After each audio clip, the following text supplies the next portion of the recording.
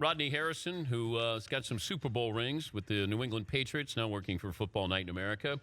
A guy who may have a chance one day to be a Hall of Famer. Over 30 interceptions, 30 sacks. First guy in NFL history to ever do that.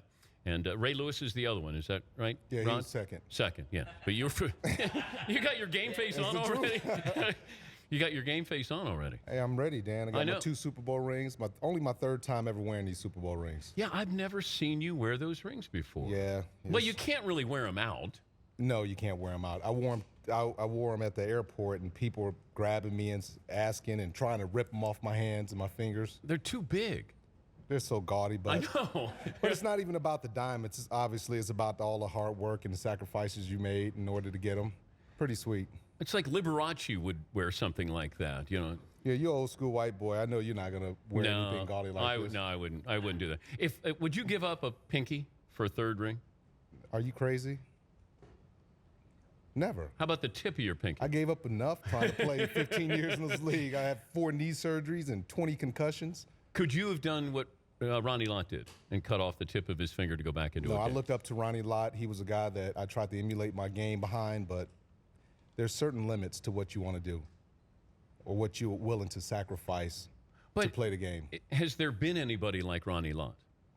As far as... Since, that style, is there anybody who plays that way? Can you play that way? You can't play that way. Yeah. I mean, I look at Cam Chancellor, and I think he's phenomenal. I look at a guy that plays aggressive, 6'3", 230 pounds. If you come across the middle, he'll knock your head off. And he doesn't really get flagged for, like, illegal contact, helmet to helmet, anything like that. But it's pretty phenomenal to see a guy that big and play with that type of physicality.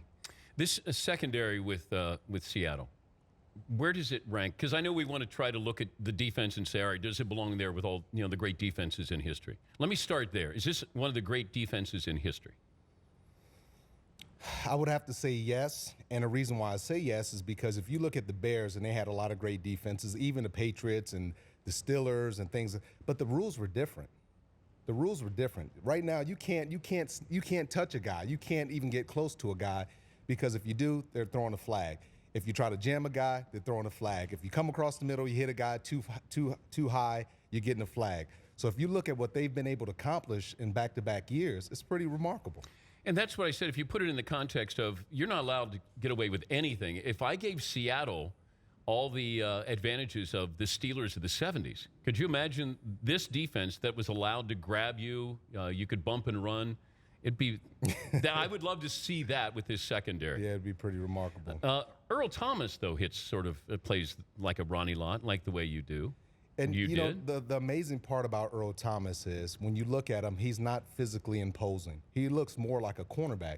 He's 5'10", maybe 195 pounds, maybe 195, 200 pounds. And when you see him, when he hits you, it's almost like he's hitting you like a Cam Chancellor, like he's 6'3", 230 pounds. The guy started off the first 4 games of the season. I kind of criticized him a little bit for being feast or famine. Either trying to knock out someone or missing tackles. The last 12 games, he's been the best safety in the league. He's Rodney Harrison from Football Night in America joining us, Dan Patrick Show. When you first heard about the footballs with the Patriots, you reacted how? I kind of laughed because all along I said, you don't need to do anything to football to beat the Indianapolis Colts. You just don't. I mean, they're just not, they're an average team. And, congratulations to, I was really surprised they even beat the Denver Broncos. But you don't need to do anything, if you did it, to beat the Indianapolis Colts. To me, they're just an average team. And I even said in our divisional game, that's the team the Patriots would like to play. And they get a chance, they'll beat them by 3 touchdowns. If this wasn't the Patriots, would this be a big deal? I don't think it would be that big of a deal. Probably wouldn't even come out. Patriots are the most hated team in the league, and deservingly so, because we carried ourselves that way. It was us against the world kind of mentality. People ask me how will the Patriots handle it? Trust me, it's motivating them. It's nothing that they're sitting back stressed out about. It brings the team closer. And when you sign up to go to the Patriots, you already know that you're the most hated team in the league. So that kind of, the players play with that, and we embrace that. And that's the thing that we love, motivates us. I was surprised that there were quarterbacks who called out Tom Brady, including Troy Aikman. Were you surprised when you heard that? Everyone has an opinion. But to accuse him of cheating. All I can say is this, Dan. I've known Tom Brady for 12 years, Bill Belichick the same. All the conversations, everything that they've told me, everything Bill Belichick has promised me, it's always come to fruition. I've never had any issues with those guys. I think I know them. I think I know what they stand for. And in this case, I would have to believe them unless some facts come out that would change my mind. You got a chance to sit down with Bill Belichick. That interview is going to air on Super Bowl Sunday? I don't know what they're going to do. I mean, it comes down to editing. How was that, though, that you're interviewing your former coach? Was it weird? It's always weird with Bill because Bill, like in a personal setting, if you sit at a bar with Bill, he's the best. I mean, it's just like you and I sitting down having a conversation. But in a professional manner, he doesn't want the media, he doesn't want guys like you to really get that opportunity to know him on a different level. So he's very protective.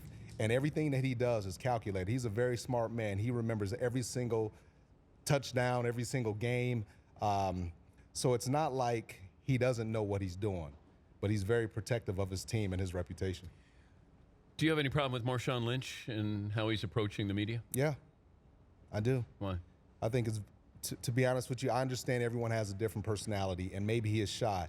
But when you sign up to play in the National Football League, part of your responsibility as a player is to be able to communicate with the media so your fans can hear you. That's part of your job. It's not just going out there running for touchdowns, getting a tough yardage, and collecting $300,000 or $400,000 every other week, your paycheck. That's part of the deal. I think it's unselfish. I think it's very selfish. I think it's immature. And I think that if he has a problem talking to the media, he needs to go hire someone to help him, bring his personality out, and it's his responsibility. It's your job. That's part of it. Why is this just coming out now in the last 2 years, maybe? I mean, Marshawn Lynch has been around a long time. Because he's a big story, because they won a Super Bowl last year. I like Marshawn Lynch, nothing personal against him, but you asked me about what my thoughts were. I think it's one of those things where they sit back and they take it as a joke, but it's not fair. I mean, for years, Dan, let me just say this coming from an African-American man. For years, black people didn't have a voice in this world. And you finally have an opportunity to have a voice and to talk. And you treat it and you make a mockery out of it like it's a joke. And I don't agree with it. And I don't care if people criticize me for saying what I'm saying. It's just how I feel, and I don't like it. Well, even if they do criticize you, you're using your voice because you're able to use your voice. And that's part of having an opinion. So, that's what I love about it. You should. We've worked hard to try to get educated and to do things. He has an opportunity that a lot of young African-American kids look up to. And when they see him acting like that and people applaud it and people support it, it's not right. And I don't agree with it. Do you have memories? What are your memories of Arizona?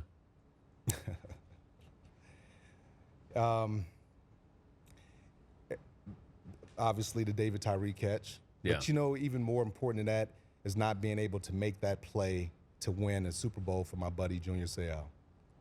Junior, Defensive Player of the Year a couple times, All-Pro, Pro Bowls, accomplished everything you want to accomplish individually as a player, but never got a chance to get one of these. And that's the biggest regret. I really wanted to win a Super Bowl for Junior Seau. Rest in peace.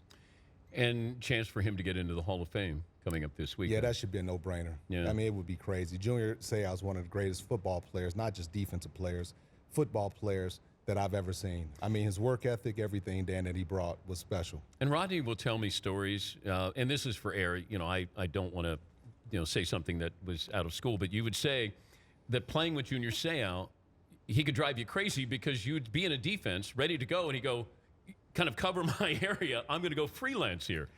Junior, let me tell you, he was the greatest football player I've been around, but he was the most selfish football player because we would have man-to-man coverage, and I'm communicating. Junior, I got the tight end. You got the running back. Okay, Hot Rod. Okay, Hot Rod. And then you see him, and it's 3rd down, and it's 12, and he goes and blitz. And the running back goes out in the flat. He catches the first. I said, Junior, what are you doing? Shut up, don't talk to me. I saw something in the backfield. I said, Junior, it's 3rd down and 13. They're not going to run the ball. They're going to pass it. Your man caught the ball. But Junior, and then he'll come back the very next series, and he'll have a strip sack and create a turnover. But Junior was my man. He really taught me a lot about the game. And every year at this time, you know the David Tyree play is going to be brought up. Yeah, It's gonna especially be when shown. you keep reminding me. I said memories of Arizona. I thought maybe but you why played did a nice you golf smile? course. You smiled at me when you said that. I forgot the David Tyree catch was in Arizona. You really forgot that, right? I did. I forgot that it was. But now that you brought it up, do you turn away from the TV if it's on? Dan, I'll tell you the truth. On the plane on the way over here during this week, it was the first time that I've ever watched the game in its entirety, and it was just absolutely amazing to watch that game. We had so many opportunities to win that game. We dropped 3 interceptions. We had a fumble that we could have recovered. We had Eli Manning. We had 2 300-pound guys that had Eli Manning in their hands, and they couldn't get him. And of course, me choking. I can't make the play. Well, you did everything you could possibly do. could, David yeah. Tyree made the unbelievable catch. And I tell you, You couldn't have been in any different position, could you? Nah. I thought it was an incomplete pass, and then Steve Smith, while we were on the ground, the wide receiver, great catch, David. Rodney, get off of him, get off of him. He's pulling me out like, great catch. How the hell did he catch that? Are you kidding me? Like, this is a miracle catch. How did he catch that? Should they have called Eli in the grass? I have no question about it. Can you stick? No, to be honest with you, no, not at all. The one thing about the Giants, I have to give them a lot of respect. Michael Strahan summed it up best. He said, we'll play the Patriots 100 times. 99 times they'll beat us. We beat them when it counted. And they put a beating on Tom Brady They that beat day. us down. Yeah. They were physical. And I'll tell you, that last game of the season really drew a lot of confidence. They drew a lot of confidence off that game. Even though they lost, they said, you know what, we can stand up to the Patriots. That was the most physical game I played, and Brandon Jacobs was an absolute beast. That was my first time ever being afraid to hit a guy. He was 275 pounds. He ran a 4.4, 4.5, and when he put those pads on, he was closer to 290. So I made a couple business decisions. I said, I got a wife, I got some kids, and I got the rest of my life to live. I'm not trying to hit this big old dude. Where is he at? He's living somewhere comfortably. Yeah, he's doing okay. And guess what? I'm healthy now. It's a good business decision, right? So that's the one guy that you feared hitting. I was scared to death to hit him. Was there anybody else that you just went, man, this is going to hurt me? It wasn't about hurting. Barry Sanders, when I think in 1994, 95, I was playing goal line defense, and he's a little short, stocky guy, big old legs, and I was like, yeah, I'm about to knock the snot out of Barry. He shook me at the goal line and ran me over like on a Monday night football game, and I just plummeted in the end zone. I said, I guess I'm not going to knock him out. Yeah. But, just a fantastic player. Yeah, well, you weren't the first guy that he did that to, or the last guy that he did that to. Do you want to hit? McLevin would like to catch a pass. Are you open? Can I sign a waiver? Because if I hit him, I don't want. Oh no, him you're suing fine. me. He has to sign a waiver in case he dies. Rodney, you're retired. You could go to the gym a little less, maybe put on some pounds, soften up. Do you want to pop wanna McLevin? try? You think you could take the ball from me in the open field, pass over the middle from Dan to me? All right. When I look at you, I can honestly say I'm not afraid of you. You look like my accountant a little bit. Your accountant's a tough guy. Do I look like Brandon Jacobs at all? No. Nah. You, You look like his You look assistant. like Eli Jacobs. We'll take a break here, and Rodney Harrison, stay with us.